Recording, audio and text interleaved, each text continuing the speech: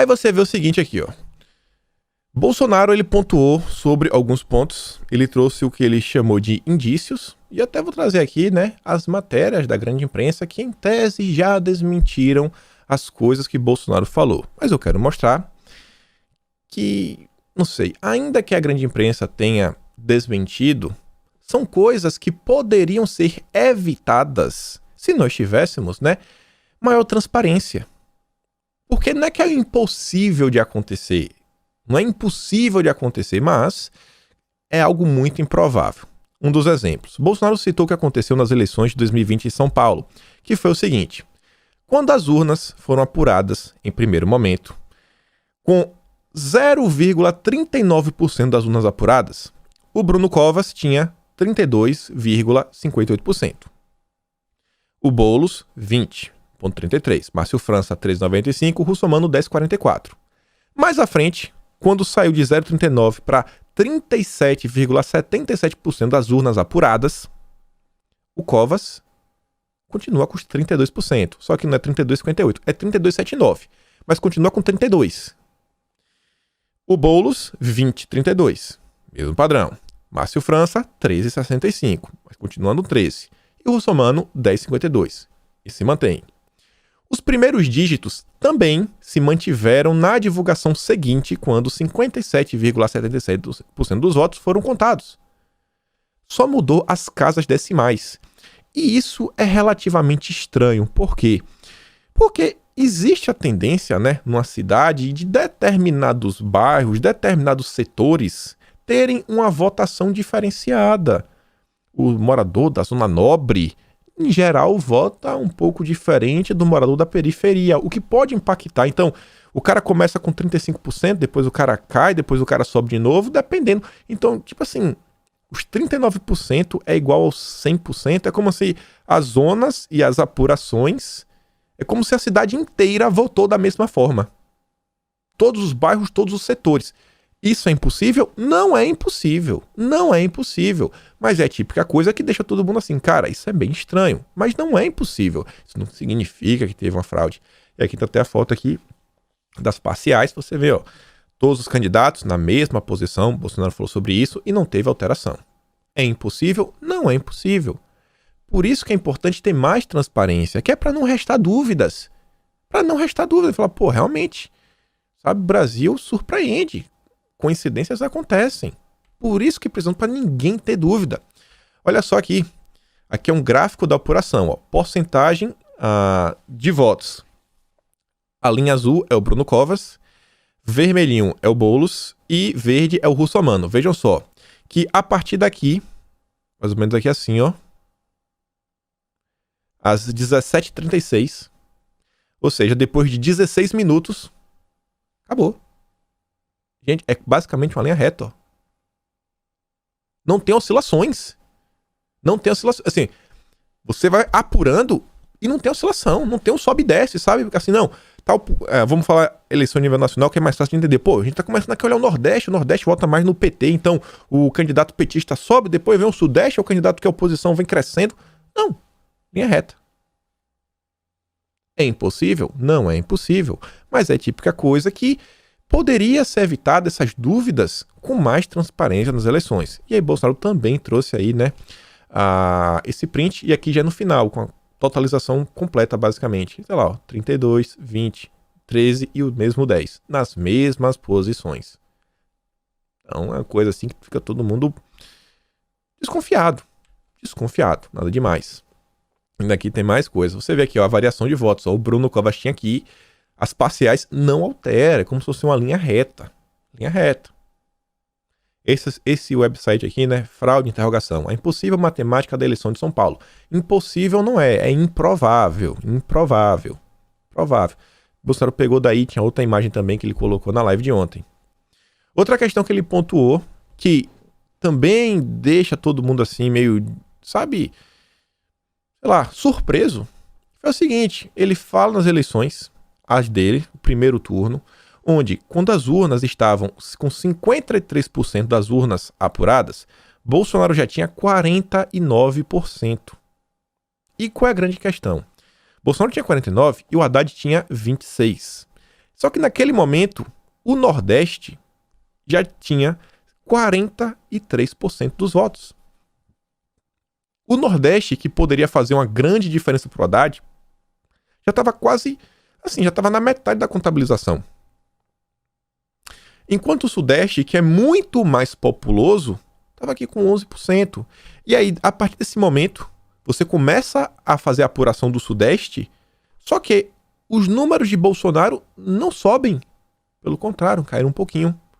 É impossível? Não é. Mas é algo assim, relativamente improvável. Improvável. Só isso daí. Tá entendendo? E você ainda vê aqui, ó, olha as parciais. No Nordeste, Haddad 46, Bolsonaro com 27. Já no Sudeste, Bolsonaro tinha 57. Ou seja, a tendência era para Bolsonaro crescer e levar no primeiro turno. É impossível? Não. Improvável. Por isso, com mais transparência, as pessoas não ficariam com essas dúvidas. E ainda tem isso daqui, ó. Putz, eu não peguei a notícia, mas eu vou mostrar para vocês. Eu vou dar um alt tab aqui e volto no vídeo de ontem. Vejam só. Outra coisa que Bolsonaro falou foi o que ocorreu nas eleições do Aécio, né? A alternância entre Dilma, Aécio, Dilma, Aécio, Dilma, Aécio, onde eles ficaram trocando entre si de posições, tipo assim, A, B, cada um na frente do outro, que a probabilidade disso acontecer também seria muito baixa. E por que eu quero trazer isso daqui para vocês e mostrar, eu fiz questão de relembrar isso daí, e eu queria mostrar uma coisa que não tá aqui, mas eu já abro aqui e mostro para vocês. É o seguinte, ó. No vídeo de ontem, a gente comentou sobre o que poderia ser ventilado na live. Já tá aqui pronto, ó. Uma matéria do Lauro Jardim falava o seguinte, ó. Jair Bolsonaro vai apresentar amanhã, em sua live semanal, um técnico em sistemas que provaria, segundo a lógica bolsonarista, que há a possibilidade de fraude nas votações por meio do voto eletrônico. E a explicação toda dará como exemplo a eleição presidencial de 2014, em que Dilma venceu Aécio. Quem vai apresentar essa história toda não será o técnico que faz tais testes. Esse técnico continuará sem ter o nome divulgado. Será mais uma tentativa de Bolsonaro de lançar dúvidas sobre o processo eleitoral. O pessoal já sabia que Bolsonaro se utilizaria desse vídeo aí. E não foi o Globo, foi algum outro veículo de imprensa que eu estou na dúvida agora. Ele inclusive falava o seguinte, que Bolsonaro iria se utilizar do vídeo lá do canal da irmã da Nise Yamaguchi. E minha pergunta é o seguinte, né? Quem foi que vazou para a imprensa essas informações, né? Quem vazou para a imprensa? Mas tudo bem, a gente sabe como é a imprensa brasileira, né? Eles têm fonte em todos os lugares, né? Mas vamos continuar. E aí, olhem só o seguinte. Olhem a quantidade de pessoas que estavam lá. Olha a quantidade de jornalistas. E os jornais como um todo, né, não dormiram. Foram matérias aí, entrando na madrugada, fazendo de tudo, assim, acho que foram bem desonestos nas afirmações que fizeram contra Bolsonaro, a forma como eles narraram o que Bolsonaro mostrou na live, sabe? Como eles pintam Bolsonaro, né, um tirano, extremista, tudo mais. Estavam lá, todo mundo que é pra não dar moleza pra Bolsonaro. E aí, olha só aqui o seguinte, alguns recortes da imprensa, para vocês verem, né, como foi a reação. Mônica Bergamo. Até a foto de xícara fervendo foi mostrada na live de Bolsonaro. Resumo da ópera. Ataques, vídeos de internet, mais 0 provas. Vera Magalhães. E devemos entubar? O presidente está há 1h30 fazendo molecagem no Palácio da Alvorada com dinheiro público. Molecagem. O antagonista. Se você, leitor, ainda tinha alguma dúvida de que o país é, por assim dizer, governado por um tiozão do Zap, ela acaba de se dissipar. Folha de São Paulo.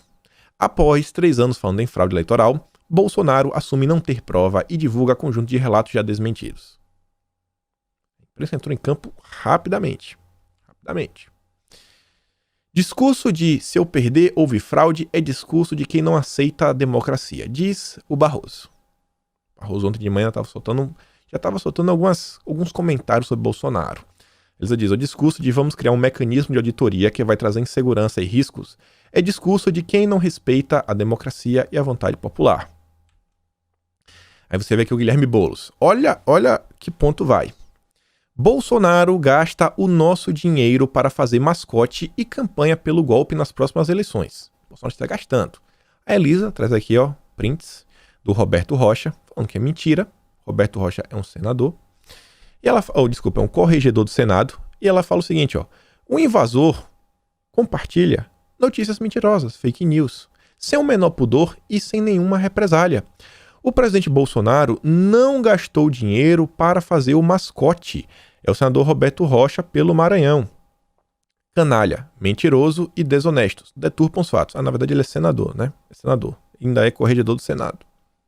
O próprio senador que fez. Não tem nenhum gasto com isso. Mas já vai lá o Boulos propagando mentiras. Vai ter alguma punição pro Boulos? Não. Porque é do bem, é do grupinho deles, pode mentir à vontade. Olha isso daqui, gente. Eu sei que vocês assistiram aquela... Não tem... Se você não assiste, você precisa assistir. Do início até o fim. Como se tornar um tirano. A live de ontem foi tudo menos como se tornar um tirano. Ou talvez, né, Bolsonaro colocou luzes sobre os verdadeiros tiranos. É do início até o fim, ele falando de trazer mais transparência, dar o poder para o povo poder auditar o próprio processo democrático. E falou, né, das perseguições que as pessoas vêm vivendo, dos problemas que a gente vem enfrentando em termos de economia, o que os prefeitos e governadores também fizeram, né, com seus lockdowns absurdos. Falou de tudo. Tirano. Não tem como.